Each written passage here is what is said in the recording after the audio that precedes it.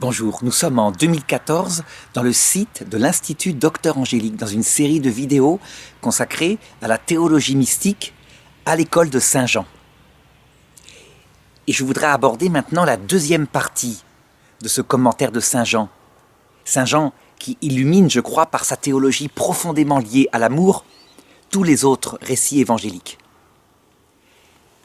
À partir des noces de Cana, nous entrons non plus dans les préparations, mais véritablement dans la vie apostolique de Jésus elle-même, qui va être mêlée d'actes d'enseignement qui touchent l'intelligence spirituelle, et aussi de signes, de miracles, qui signifient tout cela.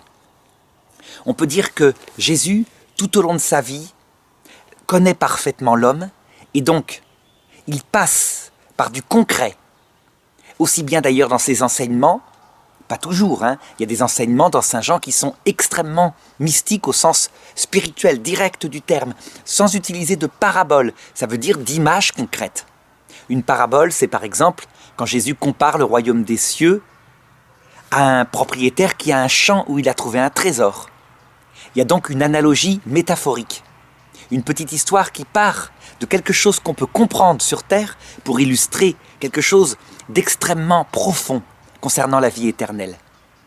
Eh bien, en l'occurrence, ici, Jésus fait des signes, et parfois, il enseigne des choses avec ces images, mais ce qui est essentiel à comprendre, c'est que ça parle aux gens. Les gens peuvent comprendre parce que la majorité des gens comprennent non pas de manière abstraite, mais justement à travers les images sensibles. Et donc, ce qu'il faut regarder, c'est le premier geste qu'a fait Jésus, et il l'a fait à Cana, en Galilée. Ça s'est passé lors d'un mariage. Eh bien, tout ce qu'il a choisi, lui, comme verbe éternel, pour commencer sa vie apostolique, véritablement, je dirais, si Saint Jean le raconte, c'est qu'il veut dire quelque chose. Je crois qu'en fait, Saint Jean, qui contemple l'intérieur du mystère, n'a pas gardé forcément l'ordre historique de tout, mais l'ordre de perfection. Ça veut dire que ce premier geste à Cana, on va le voir, eh bien, il dit tout de la mission de Jésus, mais aussi du rôle de la Vierge Marie. C'est donc au chapitre 2 de l'Évangile selon Saint Jean. 3 jours plus tard, il y eut un mariage à Cana en Galilée. Dans cette phrase qui paraît anodine, tout est important. Et la première chose importante, c'est le mot « mariage ». Saint Paul, dans l'Épître aux Éphésiens, dit « Le mariage est un grand signe ». Je veux dire, le rapport de Dieu avec l'âme, de l'âme avec Dieu. Ça veut dire en fait que lorsqu'on regarde le mariage, la façon dont Dieu voit un mariage, eh bien, on comprend ce qu'il veut entendre par la relation qu'il veut établir avec l'homme. Et donc le fait que Jésus commence par un mariage indique que ce qu'il est venu mettre sur terre, c'est une relation des hommes avec Dieu, de chaque personne, de chaque âme avec Dieu, qui ressemble à un mariage. Alors évidemment, on ne sait pas qui se marie, on ne sait pas quelle est la relation qu'ont entre eux les jeunes époux. Est-ce que c'est un mariage arrangé? Est-ce que par hasard, le garçon veut mettre sa femme dans un état de soumission? Concrètement, on ne sait pas. Mais comme le mariage a été défini par Jésus plus tard, et qu'il a défini la relation entre l'homme et la femme, concrètement dans le christianisme, on sait profondément ce que Dieu, lui, veut dire, en ne donnant pas de détails sur les 2 jeunes époux concrets en question. Le mariage chrétien, tel que le voit le Christ, c'est ce que Dieu avait institué au point de départ avec Adam et Ève. C'est quand Jésus dit « Certes, Moïse a permis qu'il y ait des actes de répudiation, mais c'est à cause de la dureté de votre cœur. Au commencement, il n'en était pas ainsi. Et l'homme quittait son père et sa mère pour s'attacher à sa femme, et ils ne formaient qu'une seule chair. » Ce qui veut dire une relation d'amour tellement forte qu'ils s'aimaient dans une égalité de droit et dans une différence de nature, une complémentarité, parce que l'homme, ce n'est pas la femme, ce n'est pas les mêmes aspirations et réciproquement. D'autre part, pour Jésus, s'il n'y a jamais d'affirmation de la monogamie, C'est parce qu'elle a été établie en Israël, je veux dire par les prophètes, depuis plusieurs centaines d'années, par le prophète Malachie en particulier, qui va jusqu'à interdire la répudiation, même si ça ne passe pas dans les mœurs. Et il dit, vous allez au temple de Jérusalem, vous offrez des sacrifices à Dieu, et vous vous étonnez que Dieu ne vous exauce pas. Eh bien, c'est que j'ai une chose contre vous, une chose grave. Qu'as-tu fait de la jeune femme de ta jeunesse que tu as aimée? Je déteste la répudiation, dit le Seigneur. Et la femme de ta jeunesse, sois-lui fidèle. Ne commets pas cette trahison. Donc, on le verra tout au long de l'Évangile, ce qui spécifie ce que Jésus a établi, c'est une relation avec Dieu qui n'est pas celle d'un serviteur avec son maître. Ça, je dirais même qu'à un moment donné, il s'y oppose quand il dit « Vous n'êtes plus mes serviteurs, vous êtes mes amis. » Parce que le serviteur ignore ce que fait son maître. Mais moi, je vous ai révélé le Père, vous le connaissez. Donc c'est une relation intime, d'égalité entre Dieu et l'âme. Il n'y a pas une relation de supérieur à inférieur. Le fait qu'ils ne prennent pas seulement l'analogie de l'amitié, mais le mariage indique l'intensité inimaginable de la passion qui prend tout l'être. Et ce n'est pas seulement l'intelligence qui se tourne vers son ami pour avoir une seule volonté avec lui. Donc l'analogie, la comparaison est parfaite, et c'est pourquoi saint Paul dit cela. Alors dans ce verset, il y a autre chose. 3 jours après, les 3 jours ont toujours un sens symbolique, le sens d'une épreuve de silence. Ces 3 jours signifient très certainement la durée du temps entre Adam et Ève et cet événement-là, les noces de Cana. 3 jours de l'humanité où on attendait que quelqu'un révèle enfin pourquoi on était sur terre. D'autre part, le fait que ce mariage a lieu en Galilée, à Cana. La Galilée, je l'ai dit dans une autre vidéo, c'est un symbole très fort. C'est la Galilée des nations, parce qu'il y habitait des Juifs qui avaient un accent, qui étaient un petit peu des Juifs de seconde zone, mais aussi des nations païennes, des Grecs, des Arabes. Eh bien, c'est dans l'Évangile selon saint Matthieu, au chapitre 4, verset 15, qu'est rappelé ce que signifie symboliquement, métaphoriquement la Galilée des nations.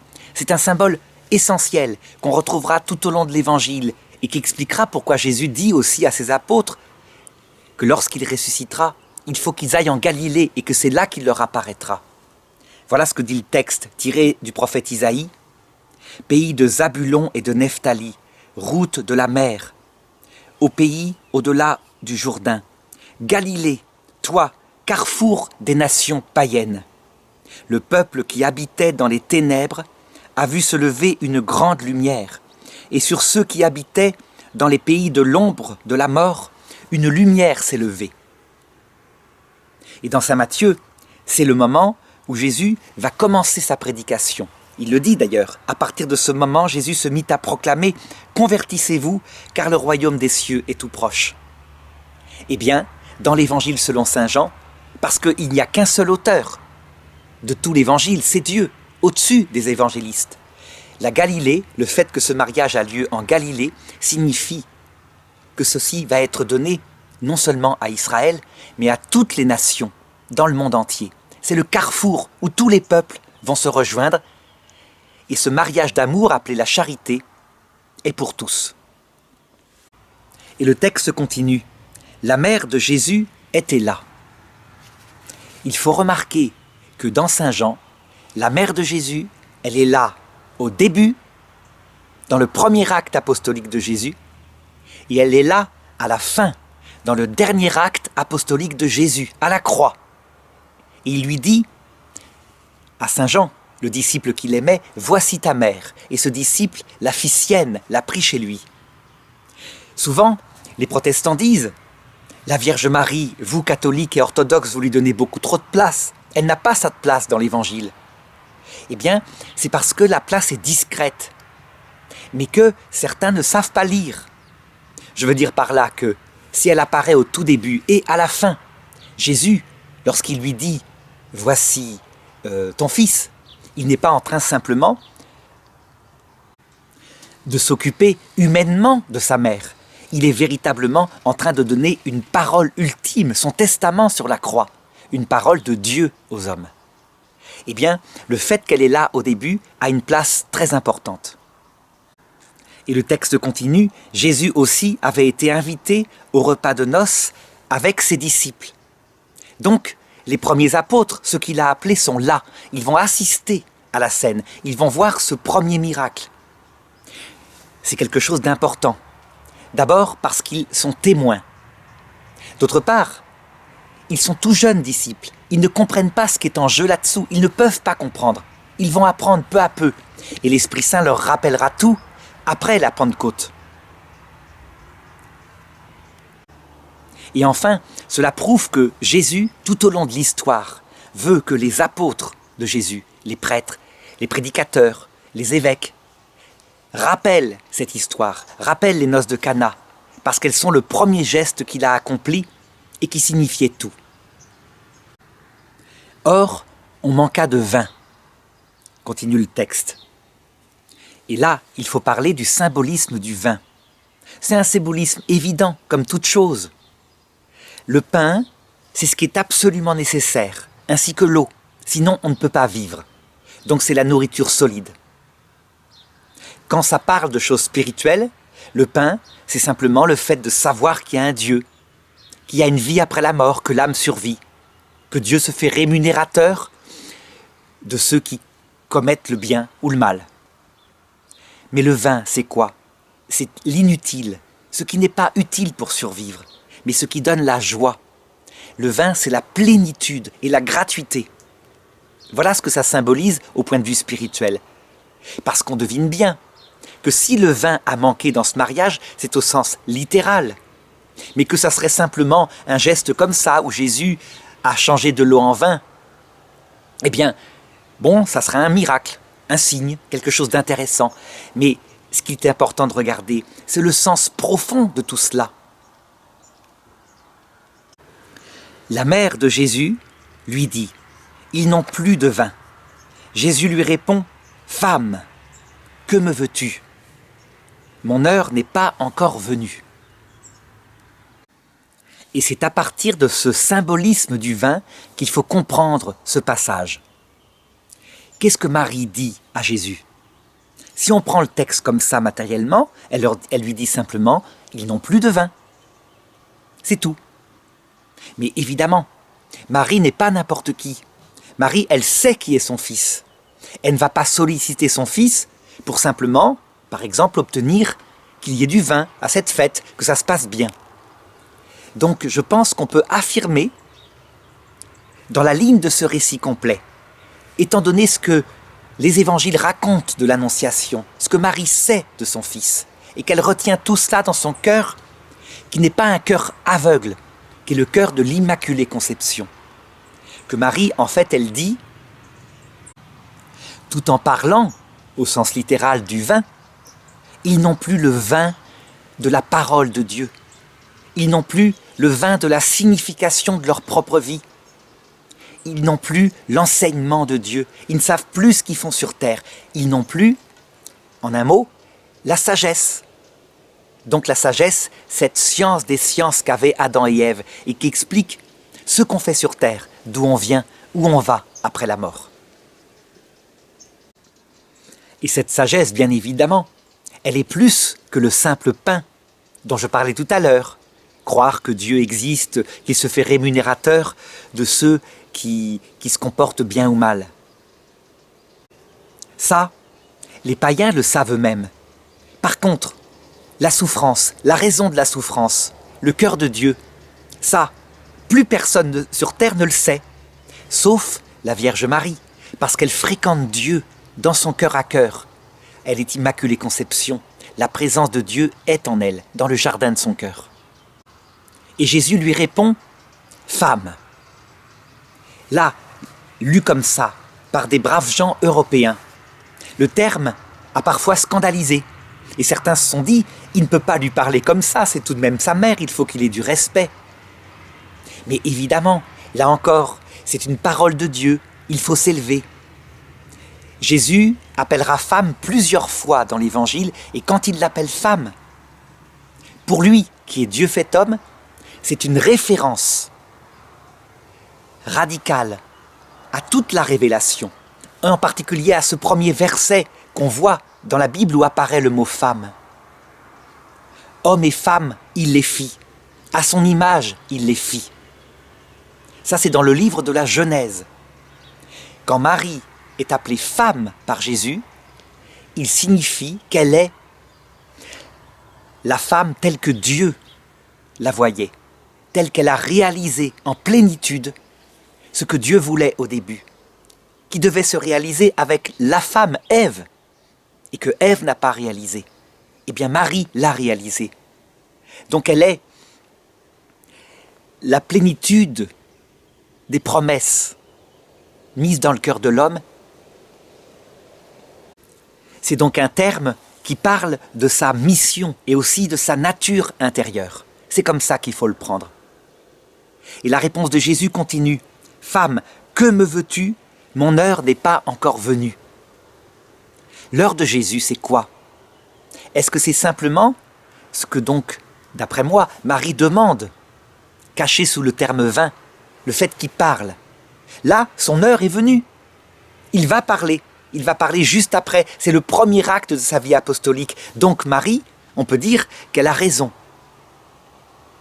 Mais si Jésus dit « mon heure n'est pas encore venue », c'est qu'il parle, lui, d'autre chose. Ça veut donc dire qu'ils n'ont plus de vin, quelque chose de terre à terre et de concret. Marie, ils n'ont plus de vin, la parole de Dieu, l'enseignement. Et Jésus, ils n'ont plus de vin, le don de sa vie à sa passion, son cœur percé, la vision béatifique ouverte pour les âmes qui sont dans le shéol, etc. L'accomplissement d'une rédemption que Marie encore ignore. Elle ignore sa nature, même si le vieillard Siméon lui a annoncé déjà qu'un glaive de douleur lui transpercera l'âme. Donc, elle retient tout ça dans son cœur. Mais elle ne peut pas encore savoir en acte, parce que Jésus n'a pas encore expliqué cela explicitement.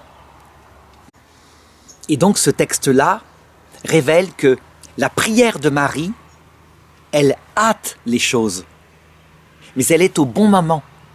En fait, la parole va être donnée tout de suite, Jésus l'exauce. Mais que la prière de Marie, même si elle ignore certaines choses, son cœur qui est tout humble, oblige Dieu à agir. Et c'est ainsi, de la même façon que vers la fin du monde, la petite église que la Vierge Marie prépare pour le samedi saint de l'église catholique elle-même, de l'église universelle, eh bien, cette prière de ces derniers chrétiens qui comprendront le mystère, qui seront tout humbles et tout amour, hâtera le retour du Christ dans sa gloire. C'est le même mystère. Une vierge, la Vierge Marie, est là. Et elle provoque, on peut dire, par sa prière, la manifestation du Christ. Il en sera de même à la fin du monde pour le retour du Christ. Alors il me faut insister sur quelque chose, une clé de lecture de l'Écriture à travers justement tous ces symboles. Je voulais dire ces niveaux de sens. On a une réalité concrète et elle signifie des choses à plusieurs niveaux de sens, de manière allégorique. Donc je parlais du pain, nourriture solide, d'accord, mais qui signifie, par exemple dans l'Eucharistie, la venue du Christ dans le cœur, indispensable, sans quoi il n'y a pas de vie chrétienne, et sa fréquentation par la prière. Eh bien, c'est à tous les niveaux qu'il y a cette chose-là. Et je voudrais ici donner un autre exemple qu'il faut garder en tête tout au long de l'Écriture, à chaque fois qu'apparaît le terme « femme », et cette femme est une vierge. On pourrait dire qu'en ce moment est en train de se réaliser d'une autre façon la fameuse prophétie que j'ai commentée déjà auparavant. La prophétie qui disait « Voici, une vierge est enceinte et elle met au monde un fils qui s'appellera Emmanuel », ce qui signifie « Dieu avec nous ». Premier niveau de réalisation que le peuple juif gardait par ses prophètes, le sacerdoce et le magistère juif gardaient. Une vraie vierge sera enceinte et enfantera un fils. C'est réalisé avec la Vierge Marie. Mais ce n'est absolument pas le même je dirais, le seul sens. Dans ce sens-là, littéral, réel, est caché d'autres sens. Et ceci apparaît ici. Par sa prière, cette fois, ils n'ont plus de vin. Une vierge d'Israël, Marie, provoque que le Messie se mette à parler, à enseigner, à sauver l'homme, à faire toutes choses nouvelles. Seulement, ce n'est pas non plus le seul niveau de sens. Cette vierge qui enfante, c'est aussi Israël, le peuple d'Israël tout entier, qui est considéré par Dieu comme une vierge, qui est vouée à épouser Dieu. Eh bien, Israël, à travers toute son histoire, n'est qu'un cri. Ils n'ont plus de vin. C'est son but, c'est sa mission. Et donc Israël, par sa prière, à travers ses grands justes, comme le vieillard Siméon, la prophétesse Anne, comme Jean-Baptiste, provoque la venue dans la chair du Messie. Mais ce n'est pas non plus tout. C'est aussi l'âme de chacun sur terre, chaque personne. Notre âme, lorsqu'elle ne connaît pas ce salut du Christ, elle est comme étrangère à elle-même sur terre et elle éprouve, c'est ce que montrent les jeunes, les vieux, les gens de tous les âges, une angoisse qu'elle ne comprend pas. Dans notre monde athée actuel, cette angoisse se traduit chez les artistes par un art torturé, parce que ils sont les prophètes d'une âme vide de Dieu, comme on le voit en Occident. Donc un art qui se dégrade, de même que l'âme s'étiole sur elle-même. Ils n'ont plus de vin. C'est aussi le symbole donc de l'humanité tout entière, qui est la Vierge, la femme, en train d'accoucher, tandis que le démon est là, prêt à dévorer son enfant, à peine sera-t-il né. C'est ce que raconte l'Apocalypse au chapitre 12. Donc on le voit, il y a la plupart du temps, je dirais même presque toujours, une réalisation matérielle à travers une vraie Vierge, qui n'empêche pas toutes les réalisations symboliques. Et il en sera probablement de même à la fin du monde.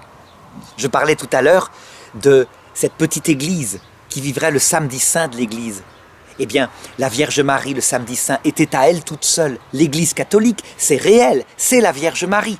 Les femmes qui tournaient autour d'elle ne croyaient que parce qu'ils s'appuyaient sur sa foi. Eh bien, peut-être qu'à la fin du monde, il y aura concrètement une petite jeune femme particulière, une vierge. Mais ça sera aussi l'Église dans le reste de ses croyants, préparée par la Vierge Marie, sans doute à travers ses apparitions qui se multiplient depuis le XIXe siècle. Alors je continue maintenant le texte. Sa mère dit au serviteur, « Tout ce qu'il vous dira, faites-le. » Dans cette phrase est résumé, je dirais, le rôle de la Vierge Marie, des saints, maintenant et pour toujours dans le ciel où ils ne cessent de travailler pour nous. Souvent, la réforme protestante critique en disant « Mais il n'y a qu'un seul Rédempteur, c'est le Christ. » Et ils ont raison. Tout vient du Christ, qui est Dieu fait homme. Donc la puissance, la gloire, la grâce ne peut être donnée que par le Christ. Cependant, ce que ça montre ici, c'est quelque chose qui d'ailleurs est assez évident. Lorsqu'on voit ne serait-ce que la façon dont le Verbe éternel a façonné l'humanité. Il a façonné l'humanité en Adam et Ève, et tout vient de Dieu. Leur être vient de Dieu. Mais tout de suite, il les a voulus collaborateurs de sa création, procréateurs. Ils vont donner la vie à des enfants. Si Dieu avait voulu être le seul qui est Père, et ça semble être réclamé par Jésus quand il dit « N'appelez personne mon Père ». Il n'y a que votre Père qui est aux cieux qui est Père. Si Dieu réservait jalousement le titre de Père, eh bien il n'aurait pas fait d'Adam un père et de Ève une mère. En réalité, ça veut dire que toute paternité vient de Dieu comme sa cause, mais que Dieu, le seul Père, veut créer des pères et des mères. Et de la même façon ici, toute médiation vient de Jésus, mais il veut que sa mère soit médiatrice entre les serviteurs qui distribuent le repas et lui. Et donc elle dit, tout ce qu'il vous dira, faites-le. C'est de cette manière aussi que les catholiques, les orthodoxes prient la Vierge Marie et l'Église du ciel, les saints et les anges. À savoir que, comme il y a une relation intime entre les saints du ciel et Dieu, ils ont la vision béatifique. Eh bien, tout ce qu'on demande à Marie au ciel, elle l'obtient de son Fils, sans même avoir besoin de le demander. Et là, on le voit, elle ne l'a même pas demandé à son Fils. Ils se comprennent, la confiance est absolue. Elle dit simplement au serviteur, tout ce qu'il vous dira, faites-le. Et il ne faut même pas imaginer que les serviteurs sont allés voir Marie pour lui dire, nous n'avons plus de vin. Elle a devancé la prière des serviteurs, elle est médiatrice, avant même que les gens osent parler. De la même façon, au ciel, quelqu'un comme Sainte Thérèse de l'Enfant Jésus, qui annonçait avant de mourir « Je passerai mon ciel à faire du bien sur la terre », eh bien, elle devance le désir et les besoins spirituels ou même matériels de ses enfants.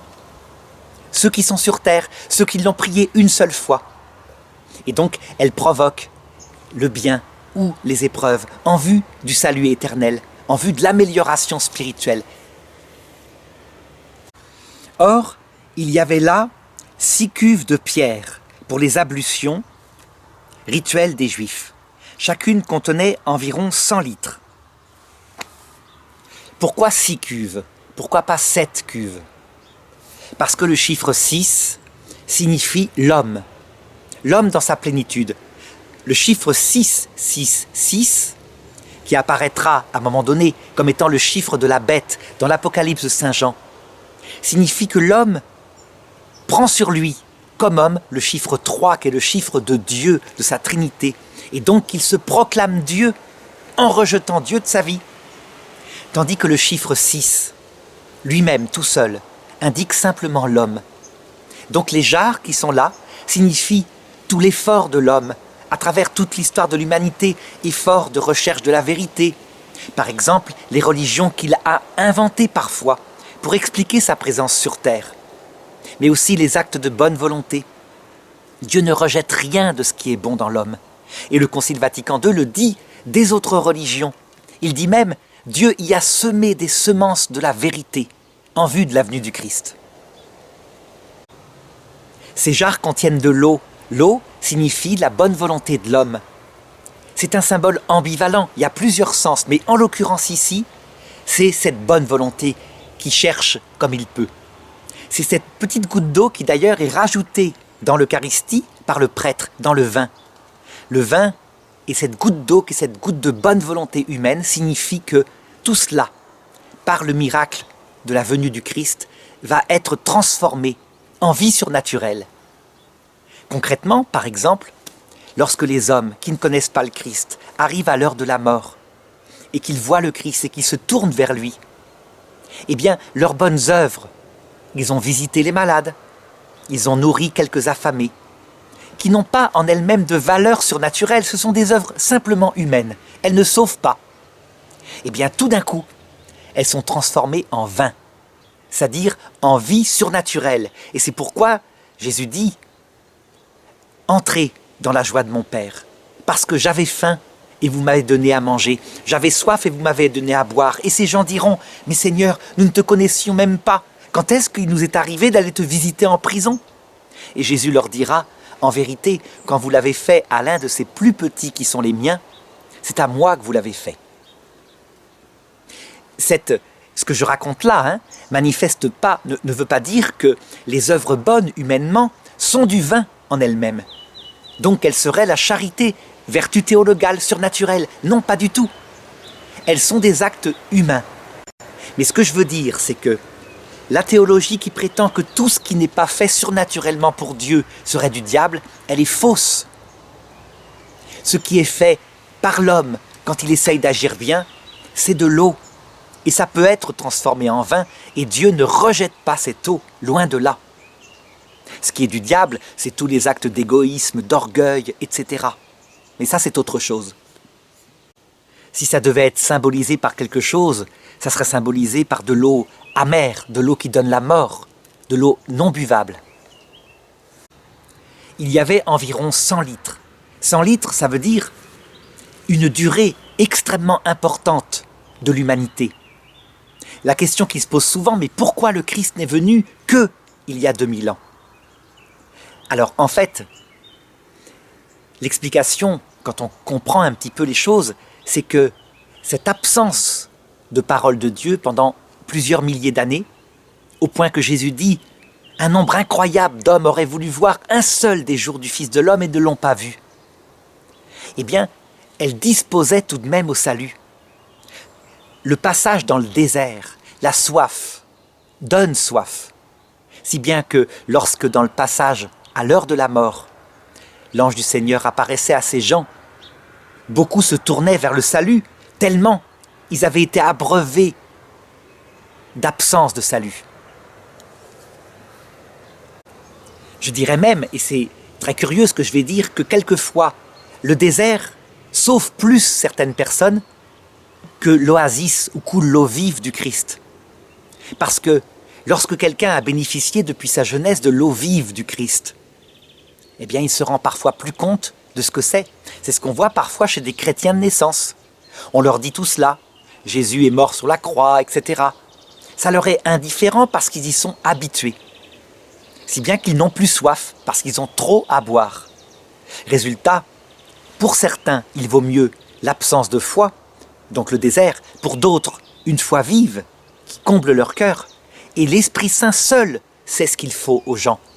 Donc c'est lui qui distille les temps de désert, les temps de grâce, au mieux pour que le plus grand nombre soit sauvé. Jésus dit alors aux serviteurs, « Remplissez d'eau ces cuves », et ils les remplirent jusqu'au bord. Là encore, ça s'est réalisé matériellement, ils l'ont fait. Mais évidemment, tout cela est signe, c'est un sens métaphorique. Qui sont les serviteurs? C'est le peuple hébreu. Le peuple hébreu qui n'est pas encore dans l'amitié cœur à cœur avec Dieu, donc a une relation d'humble serviteur vis-à-vis de Dieu, comme le roi David, qui ne put pas prendre chez lui l'arche d'alliance, je l'avais raconté souvent. Eh bien, ce peuple choisi, ce peuple qui n'est pas mieux que les autres peuples, mais qui est le symbole des autres peuples, et qui est aussi le mûrit, parce qu'ils prennent ce qu'il y a de mieux chez les autres peuples. Par exemple, on voit dans l'Ancien Testament qu'il y a ce qu'il y a de mieux à une certaine époque dans la sagesse babylonienne, ce qu'il y a de mieux à une certaine époque dans la sagesse égyptienne, etc. Le peuple juif continue de faire cela. Il apporte du sien, il féconde l'humanité par son intelligence et il prend ce qu'il y a de mieux chez les autres. Eh bien, ça signifie que les serviteurs, le peuple hébreu, réceptionnaire des promesses, avaient rempli jusqu'à ras-bord la cuve du désir que Dieu s'explique. Et il avait suscité ce désir dans l'humanité, par sa propre histoire. Alors concrètement, qu'on voit les choses très nettement apparaître, par exemple, après Moïse, on pense dans les psaumes que quand un homme est riche, c'est qu'il a bien agi et que Dieu le bénit. Et quand un homme est pauvre, c'est qu'il a mal agi et que Dieu le frappe. Et puis, avec l'expérience, la réflexion, parce qu'il arrive des malheurs alors qu'ils se sont bien comportés. Par exemple, la déportation à Babylone, alors que le roi Josias a purifié le pays de toutes les idoles. Eh bien, ça les travaille profondément, si bien qu'après cet événement, ils comprennent que c'est plus compliqué que ça, que des pauvres de cœur, des orgueilleux, sont parfois frappés et on ne sait pas quelle est la logique. C'est le livre de Job qui l'explique, qui veut que Dieu s'explique, donc qui demande la réponse venant du Christ.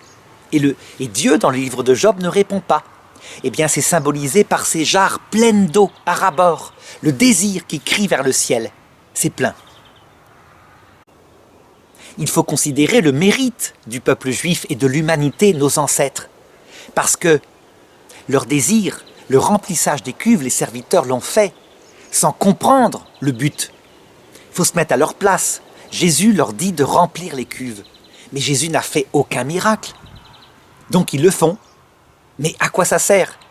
Eh bien, ils le font quand même, ils obéissent, sans comprendre. Ça signifie tous les mérites des prophètes, des justes de l'Ancien Testament. Et Jésus leur dit, « Maintenant, puisez et portez-en au maître du repas. » Ils lui emportèrent. Le maître du repas goûta l'eau changée en vin. Il ne savait pas d'où venait ce vin, Mais les serviteurs le savaient, eux qui avaient puisé l'eau. Alors, le maître du repas interpelle le marié et lui dit « Tout le monde sert le bon vin en premier, et lorsque les gens ont bien bu, on apporte le moins bon. Mais toi, tu as gardé le bon vin jusqu'à maintenant ?» Alors, qu'est-ce que signifie ce texte au sens allégorique? Le premier vin qui a été bu par les invités, c'est le vin de la sagesse d'avant le Christ. Et la sagesse, elle n'a pas cessé de progresser comme je l'ai indiqué. Mais lorsqu'on la regarde, cette sagesse-là, dans son sommet, par exemple, dans l'Ancien Testament, mais aussi, comme je l'avais dit dans une autre vidéo, dans un paganisme particulier, celui d'Égypte, qui est tout de même un sommet, on le sait maintenant, de richesse, de symbolique, où il y a presque la religion chrétienne, mais aussi la religion musulmane, sous forme animale, qui serait indiquée à ces gens de l'Antiquité, puisqu'ils croient que un dieu a été tué par un démon et qu'il est ressuscité, et que ce dieu-là, appelé Osiris, avec sa compagne bien-aimée Isis, préside au tribunal de Dieu dans l'autre monde, où il juge les cœurs en fonction de la droiture. Et alors ils obtiennent la vie éternelle. Et puis, on peut considérer une autre religion, je disais celle de Moïse, qui, elle, insiste sur le fait qu'il n'y a qu'un seul Dieu, et que tous les autres dieux, les anges, sont des serviteurs, de simples créatures. Donc là, on voit deux exemples de ce qu'il y a de meilleur dans l'Antiquité. Eh bien, ce meilleur-là, c'est du mauvais vin. Par exemple, Moïse a l'inconvénient de ne pas annoncer la vie éternelle. Lui, il annonce une conquête d'une terre matérielle, ce qui est de l'espoir humain, ce qui ne nourrit pas le cœur des hommes. Mais c'était provisoire. Il y avait, sous cette conquête de cette terre matérielle, une allégorie, évidemment, au sens spirituel, de la conquête de la vie éternelle, et c'est les prophètes qui le manifesteront. Pour le peuple égyptien qui, lui, annonce la vie éternelle, et qui l'annonce bien, l'enfer, le paradis, la résurrection est même annoncée chez eux, eh bien il y a un inconvénient. C'est la multiplicité confuse des dieux, un polythéisme parfois complètement aberrant, avec des chats qui sont offerts en sacrifice, ou des chats qui sont le symbole de Dieu, des chiens, peut-être pas des chiens, mais des chats, des chacals, disons. Voilà, tous les animaux sont symboles, sont quasiment des dieux, en tout cas dans le peuple. Donc une superstition qui ne peut pas nourrir, qui cache la spiritualité que j'ai indiquée tout à l'heure. Eh bien, c'est tout de même du vin. C'est ce que dira le Concile Vatican II. À travers tout cela, l'homme recevait quand même une certaine réponse aux questions qui se posent à son cœur. C'est le document Nostra Aetate du Concile Vatican II.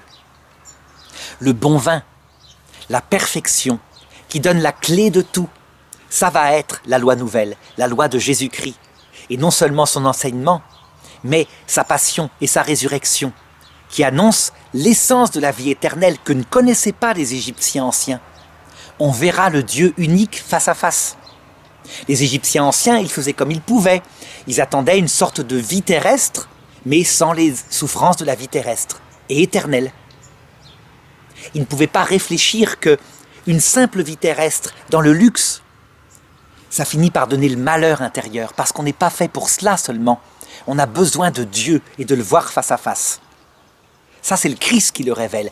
Eh bien, quel progrès de la spiritualité, parce que ça correspond tout d'un coup au cœur de l'homme. Et c'est pourquoi le peuple égyptien, juste après la prédication du Christ, très vite, en quelques siècles, deviendra entièrement chrétien. Alors pourquoi est-ce que le bon vin vient après le mauvais vin, alors que, comme le dit le maître du repas, c'est l'inverse normalement qui se passe? Eh bien, je l'ai indiqué tout à l'heure. Dans l'Évangile, dans la loi du Nouveau Testament, le désert prépare la vie.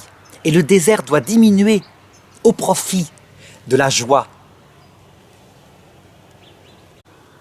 De même, la prédication de Jean-Baptiste, qui est centrée sur l'annonce des sanctions, qu'il faut se repentir parce qu'il y a l'enfer, elle doit diminuer au profit de l'annonce du salut, la vie éternelle, qui qui attire tous les hommes. Et saint Jean conclut ce récit de Cana en disant « Tel fut le commencement des signes que Jésus accomplit ».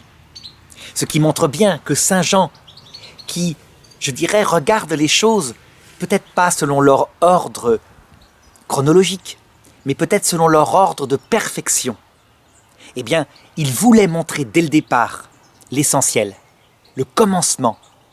Le terme commencement dit enarché, ce qui veut dire que si quelqu'un veut comprendre le Nouveau Testament, il doit toujours revenir aux noces de Cana. Comme je viens de le montrer, tout est expliqué dedans. Le but de la vie chrétienne, un mariage d'amour avec Dieu en présence du prochain.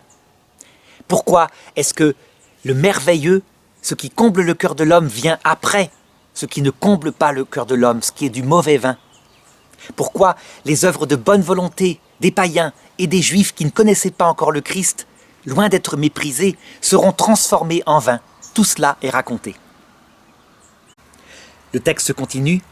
Jésus manifesta sa gloire et ses disciples crurent en lui. Et après cela, il descendit à Capharnaüm avec sa mère, ses frères et ses disciples, et ils y restèrent quelques jours. On peut donc dire avec saint Jean que la gloire de Dieu, ça veut dire le secret ultime qu'il veut révéler, ce sont des noces. C'est un mariage entre Dieu et l'âme. Alors évidemment, je me rappelle avoir rencontré un jour un musulman qui me disait « Mais c'est quoi votre histoire? Vous pensez qu'on aura des relations sexuelles avec Dieu? Ou que la Vierge Marie a eu des relations sexuelles avec Dieu parce que vous l'appelez l'épouse de Dieu ?»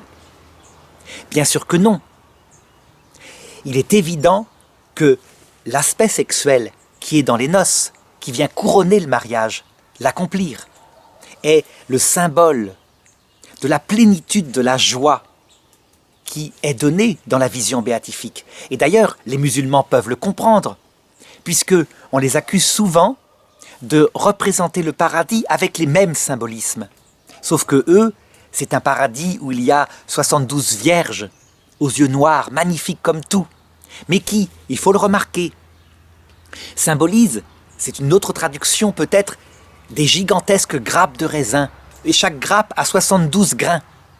Donc il y a peut-être une erreur de traduction, mais peu importe, le symbole du vin, le symbole des noces, est présent dans l'islam. Et ce sont évidemment les gens charnels qui croient que ça se réalisera matériellement. Donc que le paradis serait comme cela, matériellement, comme un harem avec de la luxure.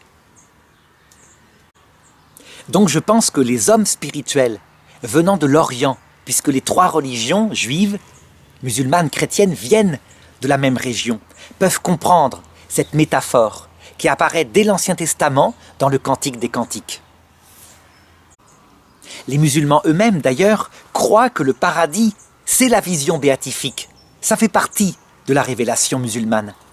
Eh bien, effectivement, il n'y a pas de plus beau symbole que le vin, mais aussi que le mariage, que les noces, l'amour total, complet, la béatitude entre un jeune époux et sa jeune épouse. Par contre, ce qui est certain, c'est qu'on a là aussi, face aux musulmans, une distinction très claire qui doit être posée. Les musulmans aiment Dieu, mais c'est dans leur dogme. Et c'est quelque chose qu'ils croient être valable pour l'éternité. Cet amour est celui d'un serviteur pour son maître. Un serviteur aimant, capable de donner sa vie, tellement il l'aime, tellement ce maître est bon. Mais ça reste une relation de serviteur. Dieu est grand et les musulmans affirment qu'ils ignorent l'intériorité de Dieu parce que personne ne peut le connaître. Eh bien, la gloire de Dieu qui est venue apporter le Christ, en comparaison, on peut la manifester. Il fait connaître le Père, le Fils, le Saint-Esprit, donc la vie intime de Dieu, son intimité d'époux.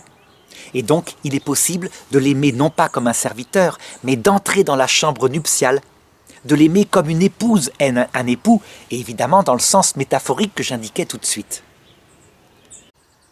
Quand le texte se termine, en affirmant que Jésus descendit à Capharnaüm avec sa mère et ses disciples, eh bien, il indique que Jésus commence sa mission apostolique. Et que cette mission apostolique, elle ne se fait pas sans la Vierge Marie. Là encore, elle est présente.